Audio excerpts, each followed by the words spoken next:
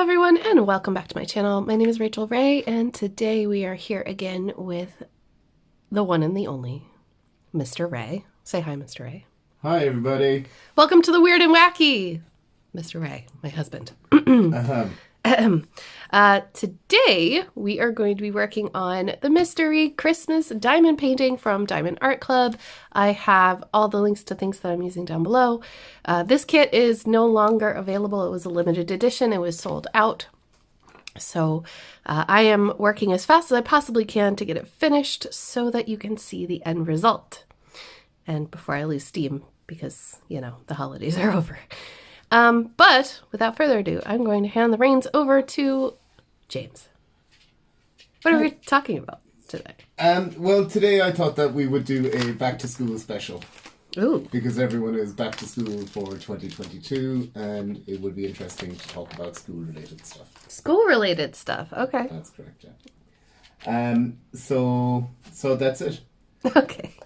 So we're gonna go through 3 different stories that I've compiled, you know, and they're probably, you know, in terms of like UFO mythology and stuff. All of these stories are massive ones, especially the first one and the last one, and they all have a lot of similarities. And I thought that we could talk through that. Cool. And have a bit of crack. Yeah. You know, talking through it as we do.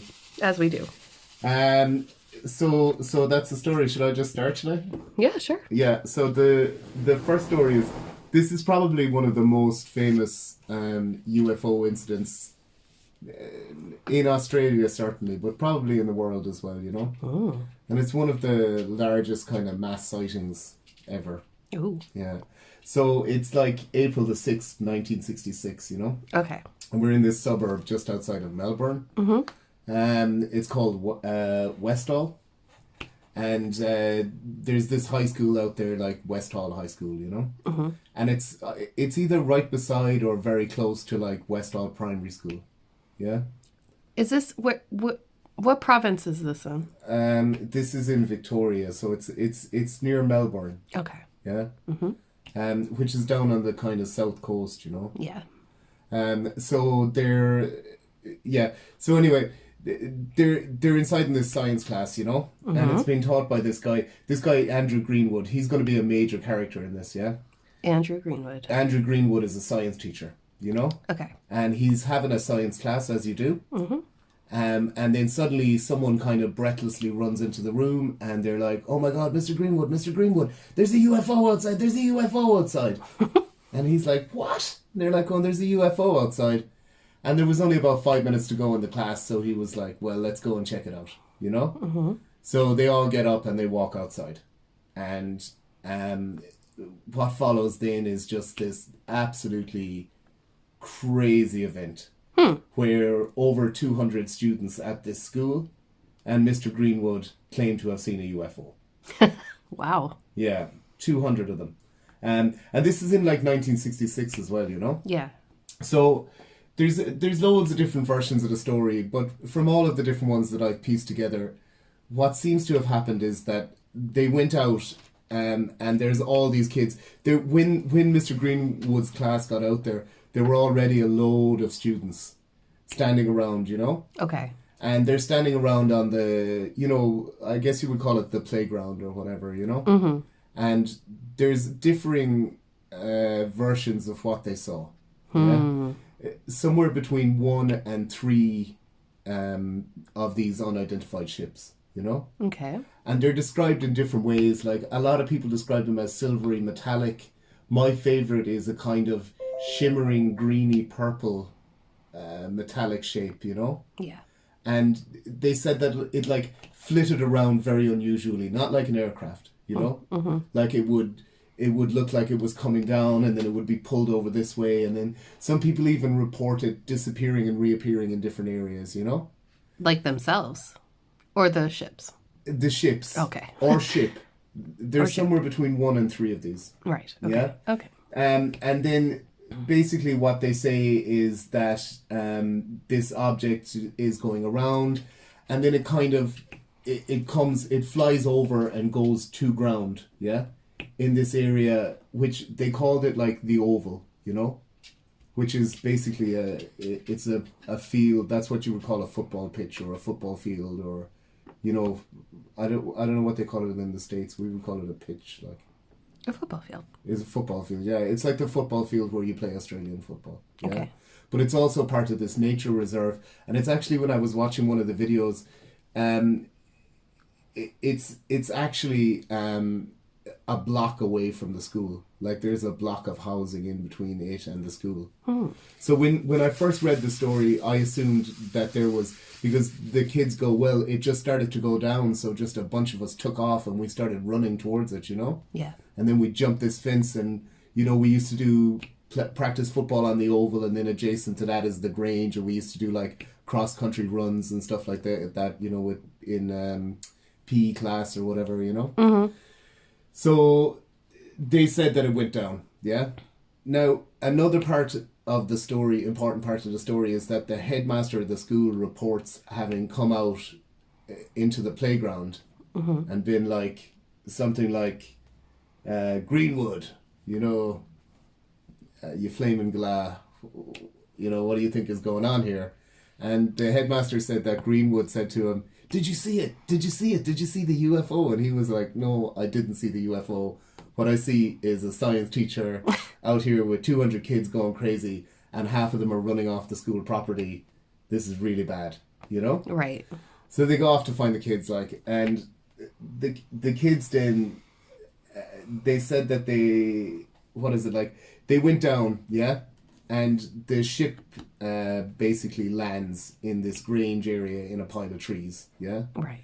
And they're in there, the ones that were brave enough to go down. And some of them run away, yeah? And then there's all these various reports as well. You know, people say that they could feel the heat of it. And then there's other people that were interviewed, and they said that when they got there, people told them the ship was supposed to have been on the ground for 15 minutes, yeah, just sitting there, and then it took off, yeah. Another report is that right before it landed, there were 4 or 5 aircraft in the air circling around, yeah. Okay. Anyway, they see the ship. The ship is on the ground in the woods. Some people say they didn't see it, but when they got there, they could see scorch marks in the ground. Shortly after that, they say that the soldiers showed up, you know? And what's unusual about the soldiers is that the soldiers were wearing camouflaged outfits, you know? Which is something that wasn't issued to Australian military personnel. They didn't have camouflaged outfits, they just had ordinary khakis. Oh. So the suggestion there is that, as with everything to do with UFOs, that this was American military personnel that showed up. Okay. Like, that is such a common theme. You remember the Irish Roswell incident? Yeah. Yeah, it's American military personnel that show up, like, you know what I mean? First on the scene. Yeah, and there's a serious kind of, like, Men in Black feel about this, you know? Right. Because, like, what happens is that it gets popularized very, very quickly, you know? The local newspaper picks it up, and then Andrew Greenwood, the science teacher, starts to give interviews about it, yeah? Yeah. Then Greenwood gets this local Australian ufologist. I couldn't find any information on him, but he's mentioned once or twice in the literature.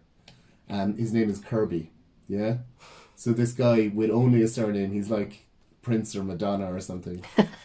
He shows up and starts interviewing Greenwood, yeah? Okay. And then basically what happens is that he goes to talk to some of the students and they won't talk to him. And then it appears that there's been your classic cover-up. The day after You've been paid off. Yeah, like the day after the UFO thing happened, yeah? The principal of the school is supposed to have called a meeting and got all of the, what do you call it, an assembly? Like a staff meeting or an No, assembly, like where you get all of the students and staff are standing there, you know, up on stage and all that kind of thing, classic assembly stuff. And come out and said, hey, you know what you saw yesterday? You saw nothing, you know? And don't be going around telling people you saw stuff, because you're only going to bring ill repute to the school. We're a serious educational place and all this, you know. Yeah. And then that's what happens. So in all of the kerfuffle anyway, your man Kirby gets, like, there's so many people involved in these stories as well, and I think that this is an important binding thread, is this ufologist getting involved, you know. Like I said, though, it had already been reported in the papers and stuff like that before he contacted Greenwood and that sort of thing. Mm-hmm.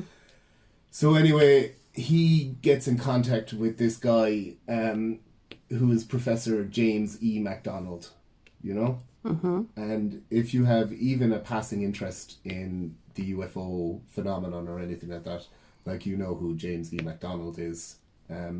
He's a bit of a kind of almost like a J. Allen Hynek character. Mm-hmm. It's 1966. He's famous for kind of trying to popularize the scientific study of the UFO phenomenon. Mm-hmm. He's a professor of astronomy at the University of Arizona. And he has ties to the guess who? To the American military, like. Oh, okay. Well, he has ties to the Navy, I believe. So he shows up, and then he starts talking to Greenwood, interviewing him, tries to interview some of the kids, and he gets some interviews out of them, you know? Okay. He's even interviewed on Australian television because he's in the country. Mm-hmm. This, of course, is kind of the nascent period of the Vietnam War, you know? Right. So there are actually a lot of American military personnel based in Australia at this time. Okay. It was kind of a staging place for them, you know? Yeah. So he shows up, MacDonald shows up.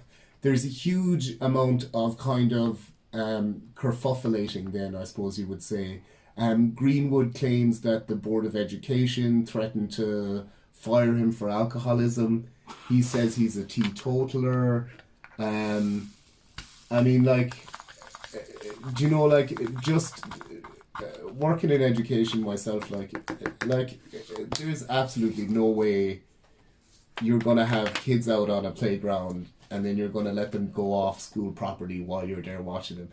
You know, so, like, I don't feel like the principal came out and they were like, what's going on with this, blah, blah, blah. Like, he was mad because, for insurance purposes. And also, that's pretty unprofessional, like, you know? But, like, because, do you know what I mean? Well, like, these days. And also, I don't know, was it? you seem to be, because the school's take on it is that this is a mass delusion by the kids, you know? Yeah? Okay. Like a... What is this called? Like, you've got a school saying... Like a flash mob. They all decided to do this. No, like, what's that? Kind of thing? Like a mass hysteria. You know what I mean? Oh, okay. It's like a mass hysteria kind of event. Because they're all saying that, you know, we saw this flitting item in the sky, you know? And it went down in the Grange and we went to it and we can see the scorch marks and then the army shows up and all this. Yeah? Yeah. And then basically that's it in 1966. Okay. And everything just kind of dies down. Yeah. You know? You know, it just blows over, like. Yeah. Then Andrew Greenwood, 40 years later, 40 years later, I think, in 2006, he organises a reunion for the people that saw the UFO or were interested in the UFO. So this same, and then the whole thing comes back up again, and the narrative starts to get really, really enriched, you know? Yeah. Like, there's a number of students that claim to have seen it. There's a lady called Jackie Argento, and there's another lady called Joy Clark. Yeah? Yeah. And they have slightly different stories. One of them claims to have not seen it, but to have felt, like, on the ground, but to have felt the heat from the ground and seen the scorch marks. They also bring in the part of the narrative that this girl, Tanya, had just moved to the school, and that basically right after it, you know, after the principal had told the school that nothing happened, and then got the 15 or 16 kids that left the property and went down to the Grange to have a look at it on the ground. and told them that nothing happened. They kind of start to come out with these different versions of this. Well, to add new versions of the story. Yeah. And it has to do with Tanya. Yeah, they said that there was this girl Tanya that had just moved to the school recently, and that right after the principal had said it to her, Tanya disappeared, and that they went around to her house and people were telling them that they no longer lived here, that they'd moved to another part of Australia. Weird. Yeah, they claim that one of them, I think it might be Jackie, claims that the principal came in to get her in class one day shortly afterwards and said, would you mind coming down to the office? And he brought her down to the office, and when she went in, there was these two guys in there, and they were wearing suits, and they started asking her all sorts of questions, and basically told her that what she had seen was a weather balloon. Right. You know? Classic weather balloon. Yeah. Those guys were wearing suits, and they had accents that weren't Australian accents. Guess what kind of accents they had? America. That's correct. Then there's other versions, like Jackie says that she saw 3 shapes in the sky and they were kind of silver metallic. Joy says that she saw 1, but they both agree that this girl, Tanya, had just disappeared, you know? Suspicious. Another thing that comes out of this 40-year anniversary is that Mr. Greenwood gets them all to draw pictures of what they thought they saw that day, you know? Yeah. And what did they see, James? What did they see? They saw a kind of disc-shaped object on the ground, you know, and that's basically it. I think that some of them may claim that they may have seen a life form. A life form walking around, but that's not the common one, you know. Right. So this journalist goes and looks for Tanya. Yeah, and he finds Tanya, and Tanya turns out to be this lady called Tanya Vassi. And Tanya Vassi is a 12-year-old at the time, but obviously she's in her 50s or 60s, you know, when this reunion takes place. Well, she will be in her 50s, I guess. And she claims that, well, like, I was a 12-year-old kid, like, from an immigrant family. We just moved here 3 months ago. I don't know what happened. Like, I was put in the school. 2 months later, they said my dad got a job somewhere else and we moved. Like, you know, I don't think there's anything weird about it or whatever, you know? Yeah. And no, Tanya. And, you know, you can quote me as saying that, but please. It is weird. yeah, you can quote me as saying that, but please don't tell anyone where I'm from or anything like that, you know, or where I live or anything. I don't want people finding me and associating me with this UFO stuff, you know? Yeah. And that's in like 2006. Then what kind of happens then is that about 10 years later, this guy, Ross Coulthard, who's... Excuse me, what? I think that's his name, Ross Coulthard. But he's an Australian journalist. Again, if you're into the UFO phenomenon, you hear that name and go, oh yeah, Ross Coulthard, yeah. You know? What a name. Yeah, he's like... What is he like? He's like... he's an Australian journalist, like... You know, that does a lot of UFO stuff. Okay. But he found Tanya again. And then Tanya testifies 10 years after the original one that she said is all UFO bunk and I just moved because my family moved. I was 12, you know? Yeah. She said that that's not what happened. What happened was that she'd got a serious talking to from these men in the suits as well. And that the men in the suits had told her that what she had seen was, quote, a very special balloon and that she shouldn't be talking to anyone about it. And then she claims that later on the men in suits came round to her house and then they moved shortly after that. And that her feeling is that maybe it was because they were an immigrant family in Australia and they were just like, oh man, we don't need this. We don't need to be bringing the government into all this, you know, let's just get out of here and go to Perth or something, you know. And that's what happens. Yeah. And it's, to this day, it is like the largest mass sighting in Australia. And that is the Westall UFO incident. Do you have any questions, like, or there's things I haven't. I have lots of questions. I mean, like, Alright, go on, yeah. so she claimed that it was nothing, but then when she was re-interviewed Yeah, Tanya. Yeah. the second time, Yeah. she opened up about it. Yeah. Exactly. Yeah. But it was a huge cover up, like. how long was it between the two interviews? 10 years. Huh. And I mean, I'll put up links to the documentary that the interview is in as well, and you can still kind of hear her, like, even after 50 years in Australia, you can still kind of hear this Slavic undertone to her. Well, I guess they're not Slavs, are they? But you can hear this Yugoslavian undertone to her accent and stuff. It's really cool. Okay. Well, I mean, I didn't not believe her when they said that they were an immigrant family, but I mean, why would she change her story 10 years later? I don't remember what she said, but maybe it was just that, you know, as she gets older, the truth becomes more important to her or something. That's what I'm going to say anyway. Okay. So all those kids might have seen something. Yeah, about 200 of them witnessed something in the sky, and about maybe 16 or 20 of them ran down to the Grange, which, as I said, is actually quite a bit away from the school. The only quote-unquote adult at the time to have witnessed it would have been Andrew Greenwood, the science teacher. Yeah. The other important thing as well is that this is a high school, but the kids would have been in, like, the earlier grades of the school, so they all would have been 12, 13, 14, that kind of age. Right. So you're not talking about...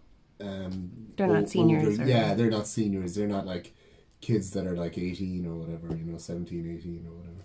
Which I think makes a big difference, you know what I mean? Like, yeah, the imaginations are a bit stronger. you definitely would, yeah. What do you think, James? I mean, it's hard to say, but it's got all your classic recipe stuff. Do you know what I mean? Yeah. Like the military showing up, them not being Australian military because of the outfits, this Men in Black kind of whiff of a cover up, you know, all this sort of thing. Yeah. It's still a huge thing on there. Like I found just a very brief podcast from an Australian, like the Westall Library, where they have a resident historian, and he does a little bit of a talk about it, which is quite, and he's actually being interviewed by a librarian who's Irish. Interesting. Yeah, and I thought that was quite interesting. Like, we'll put the links down in the description. I have some links. I'll put the links in there and stuff. You can have a look at all these guys. So that is the story. Yeah, that is the story with it. I bet they did see something. Yeah, they did. They like one of the explanations that seems the most reasonable is there's a thing called a targeting droog. I believe that's how you would pronounce it. And basically what it is it's something that you would pull along behind an aircraft, and then you would try and target it with your radar and your various different targeting systems to practice, you know? Okay. And the suggestion is it's basically a long piece of like mylar kind of thing, you know, like silver. Like silvery reflective mylar sort of thing that you drag along behind an aircraft on a steel wire. And the suggestion is that the steel wire snapped, and that's why it was glinting and falling and doing all these things, you know what I mean? Yeah. And that's why the military shows up immediately, because their training exercise has gone off the rails and they need to put this back on the rails, you know what I mean? I mean, that's a pretty reasonable... A very special balloon. Yeah, I guess the other interesting thing about it is that they got all of these kids to draw pictures of what they saw, but they got them to draw pictures of what they saw 40 years afterwards, after they had told this story many, many times. Right. They've kind of cemented whatever they believed into their brain, I guess. Yeah, exactly. I guess the second one I wanted to talk about then was And like I said, there's a lot of similarities between these stories. The second one takes place in a place called Broadhaven in Pembrokeshire Shire in Wales. So that's basically it's the sticky outy bit in the southwest of Wales. Okay. You know? It's a little bit like the Kerry of Wales, Pembrokeshire. Oh. Yeah. And it's a real small town. There's like 1,500 people, you know? It's probably actually about the same size as Carcellene here, you know? And it happened in 1977. Okay. Early 1977. Okay? And in the lead up to this, there had been a whole spate of UFO sightings in this area. I think they called it the David Triangle. You know the way all of these supernatural things, they call them like triangles, you know? Oh, yeah. Like the Bermuda Triangle and that triangle in Mexico that supposedly you can't get any signals out of. So this was basically the Welsh Triangle, you know, the Welsh UFO Triangle. There's a whole spate of UFO sightings, and then one day, this takes place in like a primary school. And the headmaster of the school, Mr. Llewellyn, comes out and he's like, okay guys, come on, you heard the bell, let's get back to class. And there's a group of 14 kids and they're all excitedly talking about how they had seen this UFO fly down and all this kind of stuff, you know?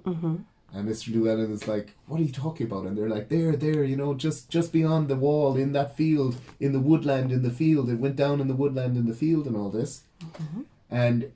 And he's like, will you get back into class? Go, you know? So there's this one intrepid kid that said that he hadn't seen the UFO, but that he had heard them all excitedly talking. And his name is David Davis.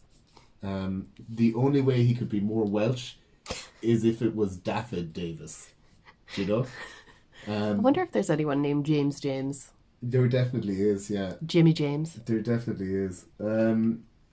So he said that he had heard them all excitedly talking, and he goes into the woods to investigate, you know? And he's in there and he sees the ship, you know? What does it look like? It looks like your classic saucer shaped ship and everything like that. And he said that he saw a guy get out of the ship and the guy was wearing a silvery spacesuit, you know? Okay. Kind of all over silver suit. And then that he had got back into the spaceship and that it suddenly just took off into the space. And that was it. It just, you know, it just took off at such speed it looked like it blinked out. Yeah? Right. And that's that one kid that saw it on the ground. Yeah? Meanwhile, back in the school, the headmaster, Llewellyn, is like, where's that David Davis? Yeah, where is he, like? And he's, you know, that scamp, and he gets the kids that were reporting seeing this, he puts them all at separate desks and gets them to draw a picture of the spaceship. And they all basically draw broadly the same thing. Okay. You know? There's a BBC article on it. I'll actually link to that as well, and you can see the kids holding their drawings, yeah? So what happens is Mr. Llewellyn goes, listen guys, just don't say this to anybody. Just be cool, you know?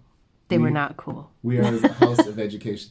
No, the children were not cool at all. Not cool. The children went home, told their parents, and the parents contacted the newspapers, and then it ends up in the newspapers. And then David Davis, who claims to have seen it on the ground, yeah, when it appears in the newspaper, he tells his mom about his experience that day. This literally the next day it's in the newspaper.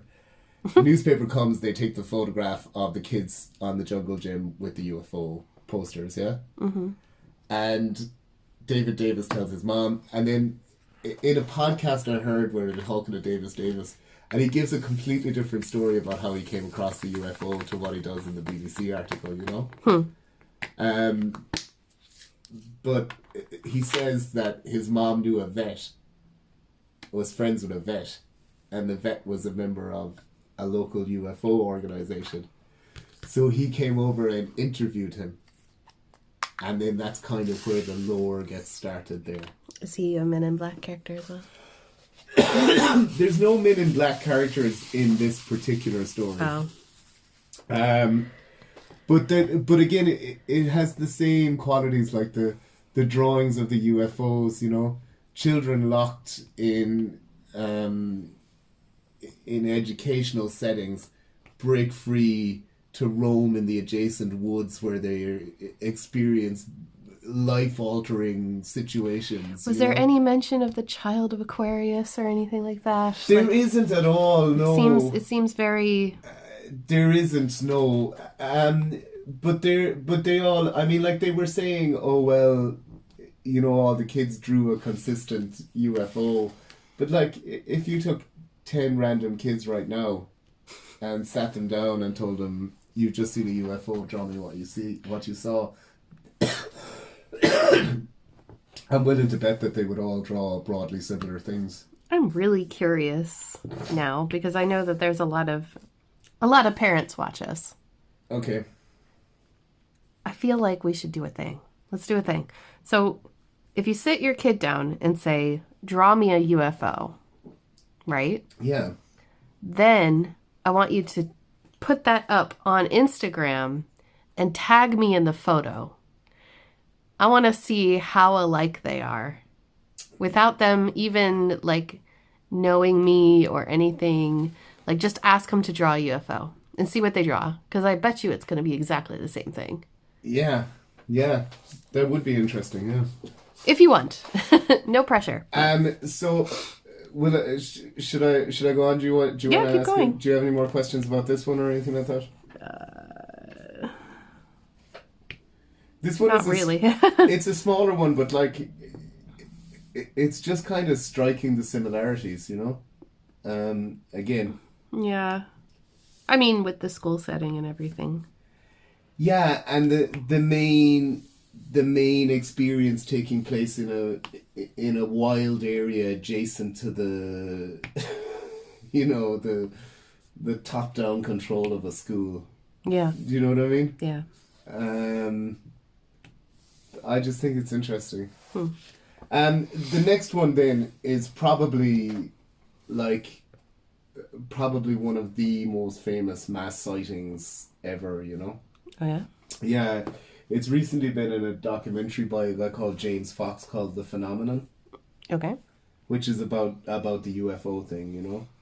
And he claims that the reason that he did a bit in this documentary about it is that Steven Spielberg contacted him and told him that this would be a good one to look into. But it's not even Steven Spielberg that contacted him. He wanted to talk to Steven Spielberg on camera about Close Encounters of the Third Kind and making it and stuff like that, and try and tie that into his UFO documentary, you know? Mm-hmm. And Spielberg's people contacted him and said, Mr. Spielberg's not interested. No, mate. Mr. Spielberg was not interested in that. But he does wonder if you have heard about something called the Ariel school incident that happened in 1994, and maybe you should look into that. And this is another kind of mass sighting at a school. Can I ask you a question? Yeah. Was there one in the 80s as well? I couldn't find one in the 80s. I knew about all these and I found other ones, but do you know, like my criteria was that it's a mass sighting. Okay. You know what I mean? That you've got all of these school children. Yes. That see it, you know? Yes.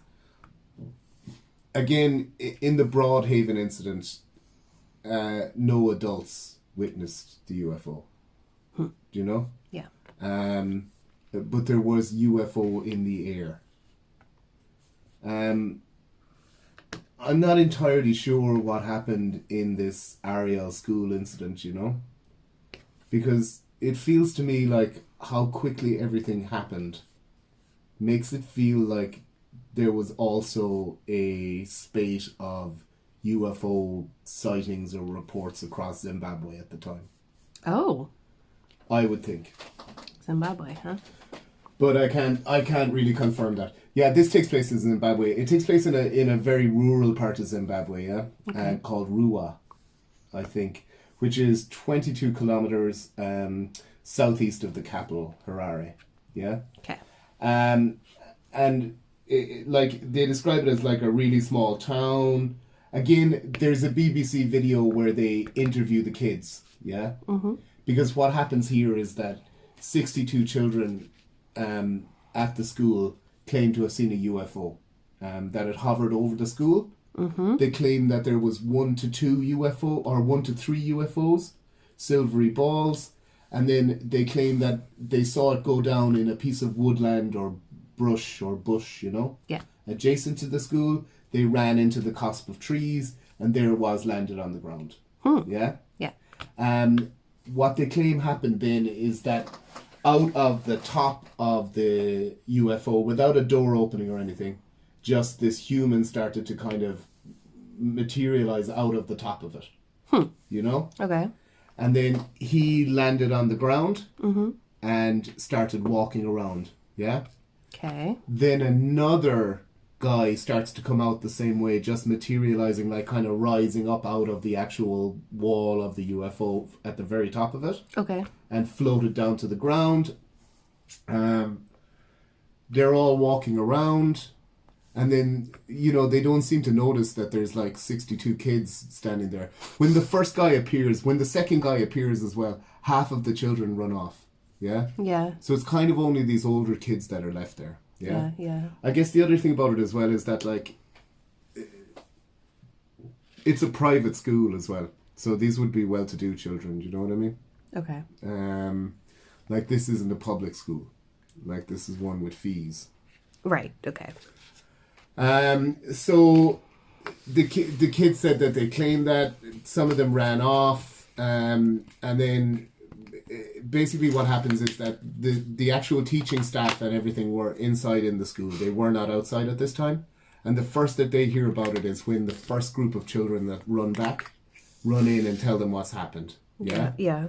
Then this guy, Colin Mackey, who's the principal, he basically is like, oh no, they shouldn't be in the brush. There's snakes and tigers and all kinds out there, Right.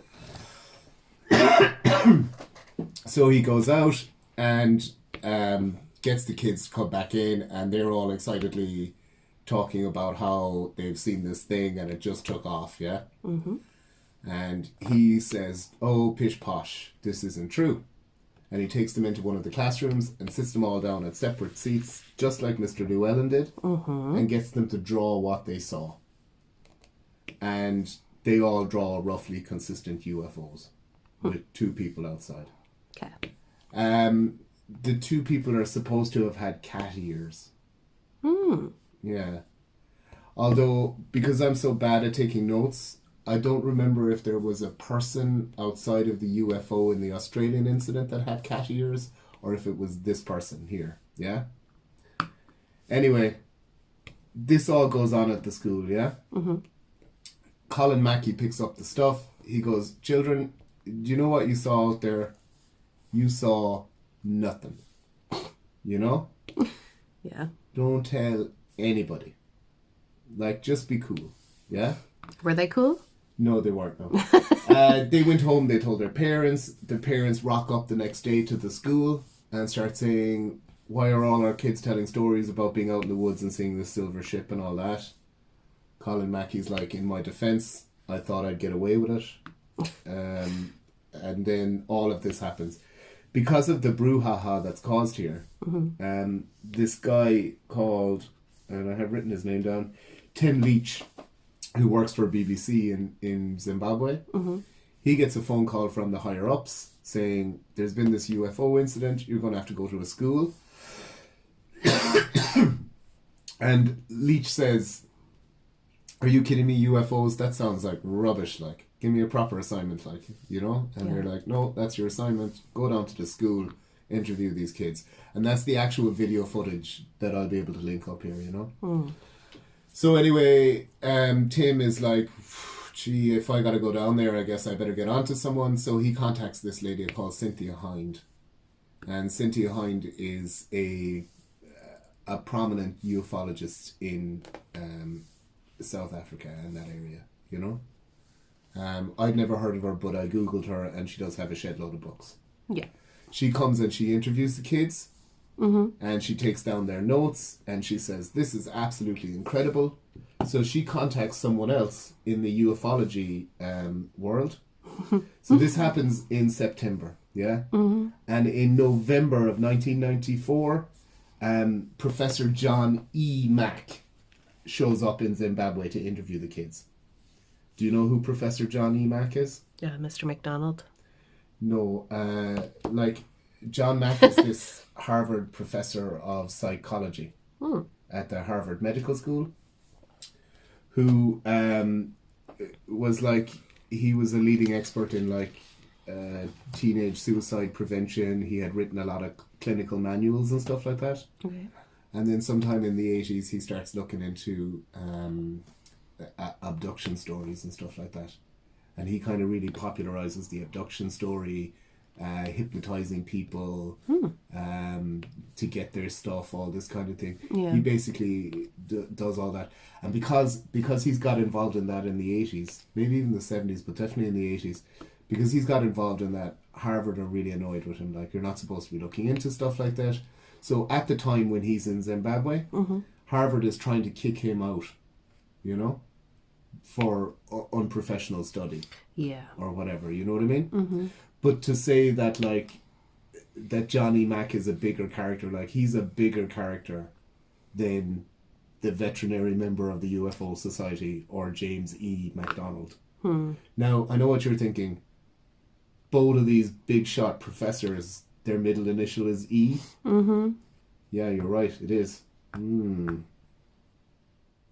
just saying that's suspicious. It's the same person. No, they're different people. No, it's the same person. They're definitely different people. He's done some kind of weird soul exchange or something with this hypnosis. So Mack shows up and he starts interviewing the kids as well. Mack. Yeah, John Mack, yeah. Mack. That's his name, John Mack. Yeah, John McDonald. Aha! I think it's James McDonald, but never mind. So Mack shows up and he starts doing the interviews on the kids, yeah? And then, of course, a lot of this as well contains a lot of very strange stuff. Like when Cynthia Hines showed up, the kids give broadly consistent stories, yeah? Yeah. Yeah. So their story is that some of them, except when people talk about this, a lot of them say that only some of the kids, maybe half of them, gave some version of a UFO story. Other ones associated what they'd seen with these local folkloric characters that I'm not going to try and pronounce, Right. But they're almost like mischievous little elves or something, I believe they're water sprites, and it's a kind of witchcraft thing where someone can curse you with it, and they're usually invisible, Some of the kids have associated with that. Other kids then say that what they saw was aliens with lion ears, almost like feline aliens. Other ones say that what they saw walking around were lions, which isn't unusual. In the UFO phenomenon thing, there's a thing called screen memory, where you'll see something else. Commonly, it's an owl. You'll see an owl. Wait, why? What? It's a thing that they call screen memory, and it's basically I'm looking at you, but what I'm looking at is so mind paradigm and mind breaking that my mind superimposes something else, or maybe the UFO people maybe our space brothers are projecting into my mind something that I'll see instead of you, My favorite story of a screen memory was this guy that said that he was driving home one day and he saw this owl, this 4 or 5 foot owl at the side of the road. Mm-hmm. And he said he stopped and he rolled down the window and the owl was standing at the side of the road and it kind of tilted its head at him and the owl was looking at him and he was like, I have never seen an owl that's 4 foot tall. That is so weird. And then he said he doesn't know why it was there, or it was just such a surreal experience. And he just wound back up the window and drove off, And he said that when he got home that night, he just couldn't stop thinking about it. And then he realized that the owl was wearing a pair of space boots.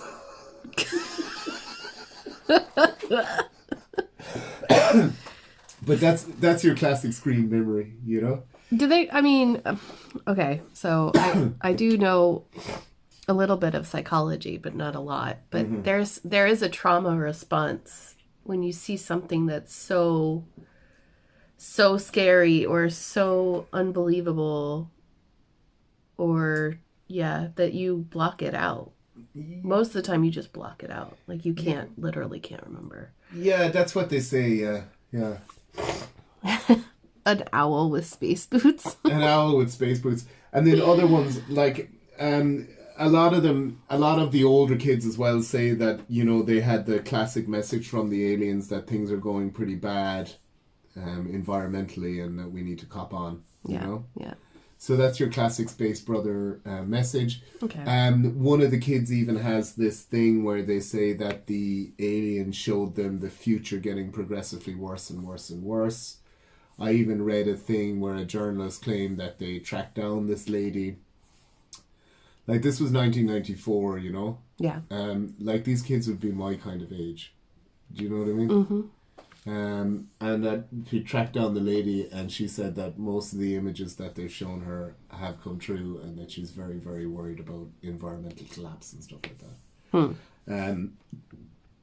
that. According to this as well, an 11-year-old that Mack interviewed,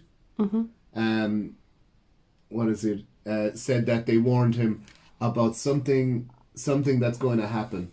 Pollution must have been something like that. I think they want people to know that they're actually making harm on the world and that we mustn't get too technologic. Technologic? Yeah, they've even got sick here, like that. Yes, that's what the kid said. Technologic.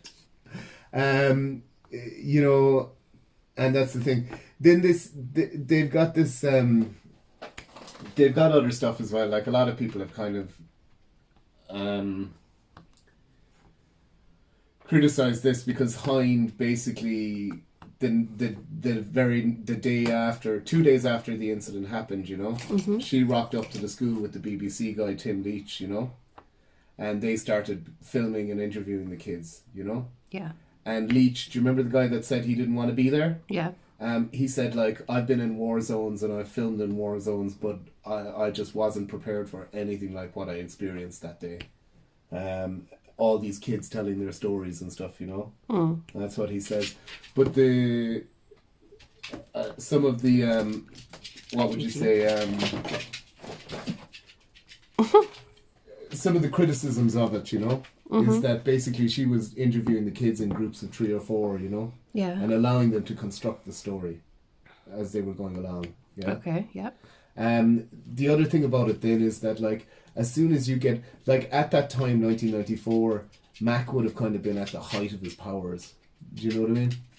Because you can publish books about UFOs as an academic, but you can't publish books about UFOs and then go on speaking tours about UFOs and abductions and then go on television about UFOs. Do you know what I mean? Right, like, right. If it quietly sinks, it's fine. But if it's a popular piece of literature about a phenomenon like this, So him showing up as well brings an extra spotlight onto it, and it lends it a certain sense of credibility, But anyway, that's the crack.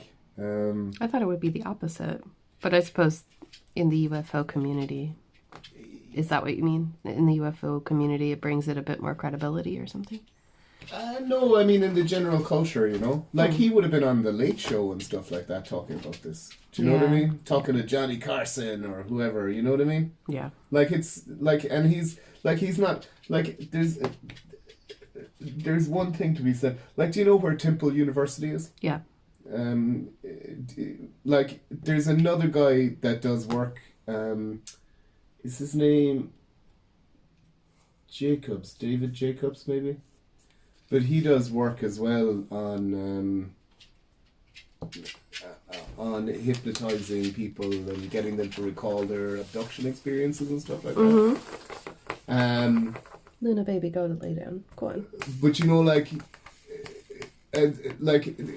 he's not as powerful as John Mack because, simply speaking, he's not from Harvard.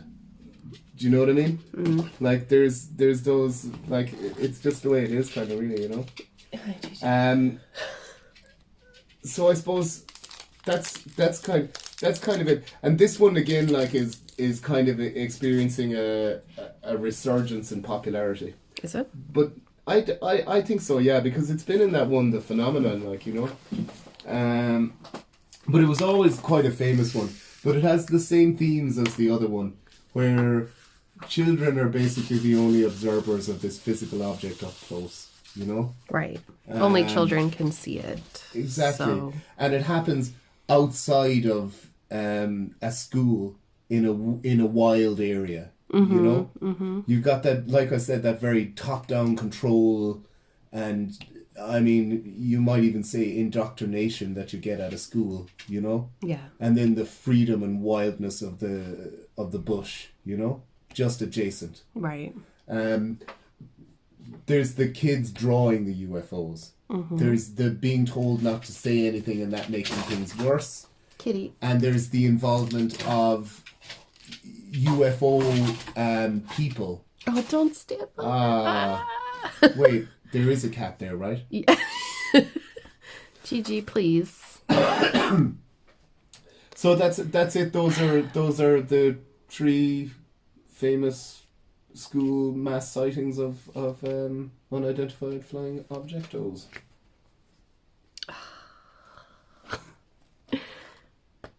Sorry, she just stepped all over the glue and now there's it's all dirty. Great. Thank you, Miss Gigi. I really appreciate that. So those are interesting parallel type stories. Yeah. Right. Yeah, and I mean, like the even like the smallest of those, the Broadhaven one, that doesn't really get a lot of attention, you know. Mm-hmm. Because it's probably the most tenuous as well, you know. Yeah. Like in the Broadhaven case as well, a guy came forward. Your man David Davies started coming out, and he's done like the stories aren't consistent. Like I read the BBC article. Mm-hmm. I listened to him speak on a video, you know, mm-hmm. and it was only like a 10 or 15 minute one. And then I found a podcast where he's talking to a guy for like an hour, you know. Okay. And his story there is not really consistent. Then this guy comes forward in 1994, and he said that in 1977, when this happened, that he was working at an oil refinery in the area, and they had these special chemical suits that were silver, and that he had actually put one on and dressed up a little bit like an alien and been messing around in the woods to try and freak people out at that time because of the sighting. Because of the UFO scare. Yeah, exactly.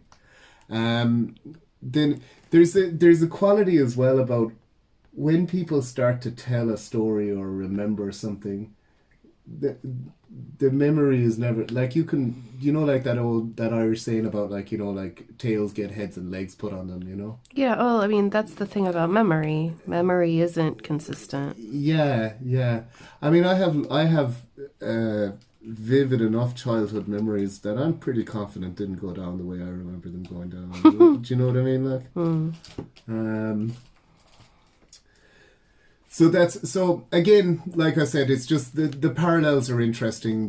The drawings, it's almost the drawings, the UFOs in out of way places and all this, like that I've hammered on about before. Like, but I think it's just really interesting. Like, because when I started to, because I knew about all these, and then I thought, oh, I'll be interested to do that. You know, just this kind of like back to school special about sightings in schools or whatever. Like, but when you start to look into them, like it's almost got this like history repeating itself feel about it.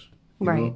Like all of the elements are there, but they just get repeated in a different edited, chopped up way, you know? Mm-hmm. Like, have you ever read that 100 Years of Solitude? Or you gave it to me to read, but yeah, well, it's a challenging read. It's an amazing book, like. It's a good book. It's a challenging read. Yeah, because everybody shares a name, and it's across all these generations, and they're all almost like different versions of each other, and everything's on repeat, and you know, it feels like that. It feels like, you know, what would you say, like 40 years of solitude or something, 40 years of UFOs in schools. 40 years of UFOs. in schools. So that's it. I mean, I have other. Do you know I never tell these stories properly or put in the interesting bits? But do you have any questions about them or anything like that? I'm sure I'd be able to. Well, if anybody watching this has questions, I'm sure that they can put it in the comment section. And have you created that account yet? I have, yeah. You have? Yeah. What's your username? I can't. I don't recall. I think it might be. I think it might be Mr. Ray TT or something like that. Mr. Ray Theory Tuesday. I don't know. I think that the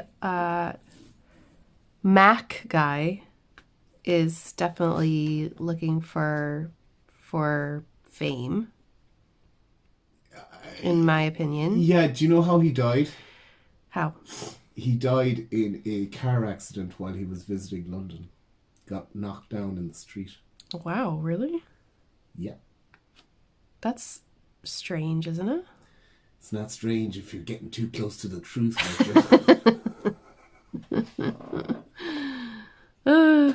Yeah. Yeah. I don't know if I have questions about this. I think it's interesting and maybe even plausible that kids would be able to see things that adults can't see. I mean, that's kind of that in itself is a very common theme. Yeah. In fiction and nonfiction. Luna, please leave her. Yeah. Do you have any parting thoughts for our audience? No, not really. Like, no. Any words of advice? Look to the stars. I don't know. I think my advice is, I had it in my head too. Children can't be trusted. No, that's not it. There was something I was going to say about kids. Scamps! Children can't be trusted. Look to the stars. I guess, do you know, like, I was reading this thing before and it was like, basically saying that, like, life when you were a kid in school was really easy. Like, if you wanted a break, you'd just be like, snap the top off your pencil and then you'd have to go over to the waste paper basket with the topper and, like, just start sharpening your pencil. Yep. Sorry, I just sharpened my pencil there. Yeah, oh, it broke. It broke again. Oh, dear. My mom won't let me have a pen because I get ink all over my clothes. Yep. Was a perfectly acceptable excuse. It was. Yeah. Those were the days. They definitely were, yeah. Well, if you want to ask your child to draw a UFO and then submit it via Instagram or send it to me in a DM or whatever you want to do, I would really appreciate that because I want to see how alike they are. I would be really interested. Maybe we could like compare them in the next one. I wonder if we've transitioned to the tic-tac shaped UFOs rather than the saucer shaped ones. Yeah, don't give your kid any hints about shape or size or anything. Just draw me a UFO and see what they draw. Maybe see what they can draw in 10 minutes. Yeah? Yeah. Because then they might add extra stuff. You know, let them be as creative as they want to be. And if they don't want to be, it's fine too. I mean, whatever. But this is just for our entertainment, really. It's an interesting piece of research because I contend that they will all come back broadly looking the same because of cultural popular culture. Yeah, because of the things that are pushed to you through the culture. Yeah. Will it look like the emote? Because the prevalent model now is your tic tac or cigar shaped. They used to call them cigar shaped back in the days, but obviously tic tac shaped ones now are the prevalent model. So that's it. That's it. That's it. Well, thank you very much for doing all that research for us. Yeah, no problem. Yeah, it was a lot of fun. I hope that everybody watching enjoyed. If you have any questions, please leave them in the comment section below. If you'd like to watch more of the Weird and Wacky with Mr. Ray, I have a playlist that I will put up in the eye and in the end card of this video. So that's easy for you to navigate to, and you can watch more episodes of us, which admittedly, some of them are just, you might need depends. What do you mean by depends? You know, because, you know, we were laughing so hard you might wet yourself. Oh, is that a type of... It's like a brand. Tinna pad or something It's a brand of, yes. Oh, God. Anyway, all of our best. Thank you so much for watching, and we will see you in the next one. Take care, everyone. Bye, everybody. Bye.